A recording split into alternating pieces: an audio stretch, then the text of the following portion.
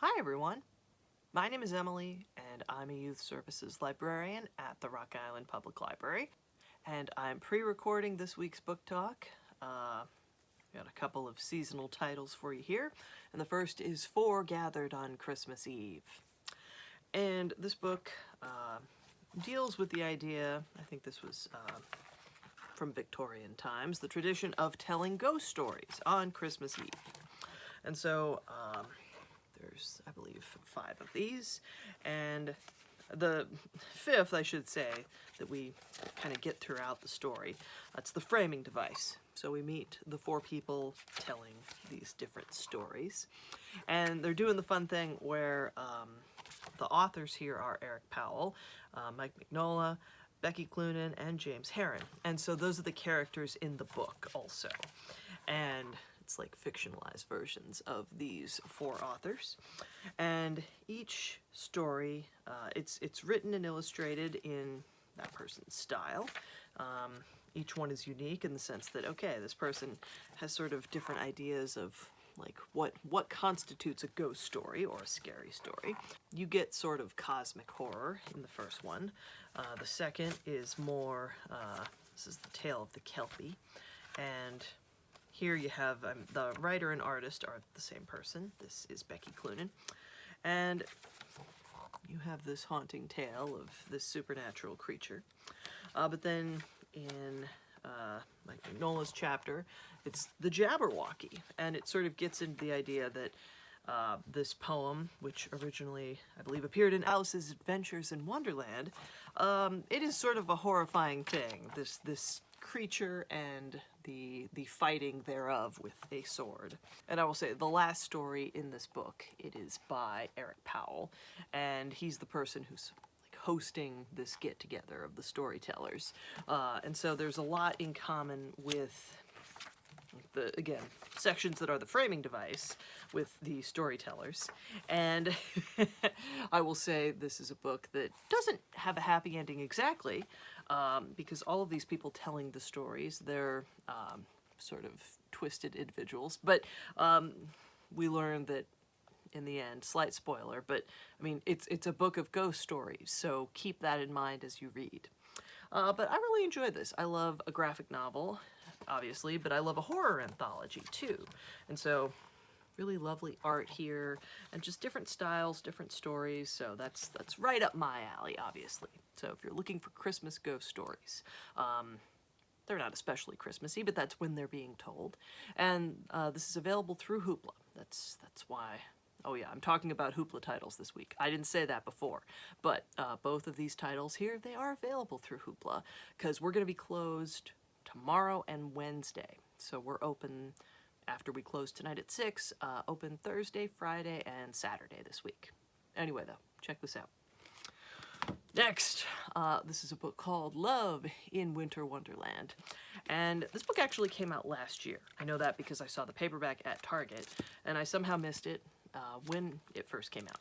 But it is a very fun sort of Christmas tale. Oh, this says copyright 2022, so it's been out for a minute, but the audio, I don't know when that arrived on Hoopla. I just know that I searched and found it like this past week. So if you're looking for a Christmas audiobook to finish up the sort of tail end of this season, or get ready for next year, either way, this book is about a kid named Trey Anderson, and he's well liked at school, but he has to balance his job with academics. He has a job at his family's bookstore, which is called Wonderland. It's London's oldest black-owned bookstore. I believe his grandfather founded it. And what ends up happening as this book is beginning, first of all, I will say throughout the book, you get a playlist by each character, and you have 2 points of view, 2 perspectives in this book. So you're getting the characters' Christmas playlists and the songs they choose, but you're also getting, like, okay, Trey's point of view, and Ariel. Ariel is the other person who's telling this story. She wants to get into this very highly regarded art program, but she needs money for that, and so she gets a part-time job at this bookstore. And she's excited. Ariel really kind of dives into this job. Part of the reason she's hired, I think, is she has some kind of unique ideas, or just ideas that will bring more people, more foot traffic into the shop. Like, we learn pretty early on in the book that the neighborhood where the bookstore is located, it's been gentrifying for a bit. And now Trey's family needs to raise a lot of money if they're going to keep the store. So as the book goes on, it gets into basically, first of all, there's the fact, as you could maybe imagine from a holiday romance, that initially Trey and Ariel do not like each other. They have the opposite of a meet cute. I think she spills something on him, and it's just this thing of like, okay, not a great first impression. But in working together to kind of keep the bookstore going and also introduce new things. I think they do like a book club and just different ideas where it's like, hey, we haven't tried this before, this will bring more people in, and it does. So these different ideas that Ariel has, and Trey's sort of, I guess, commitment to his family store, because it's the family store. But also, I mean, he starts off having different ideas from his family. Like, when people come in, he talks to them.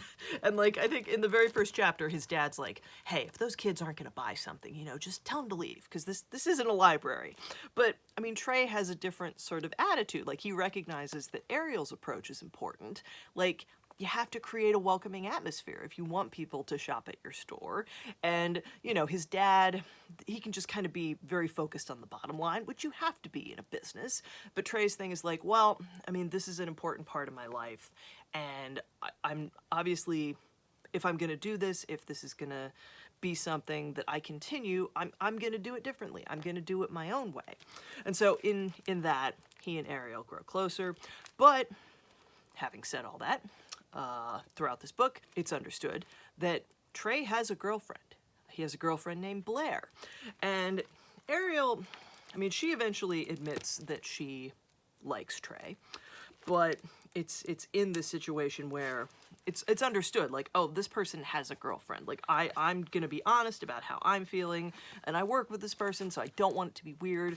But as get closer to Christmas, like by the last few chapters, we're kind of counting down how many days are left until Christmas. It's clear that these relationships have changed.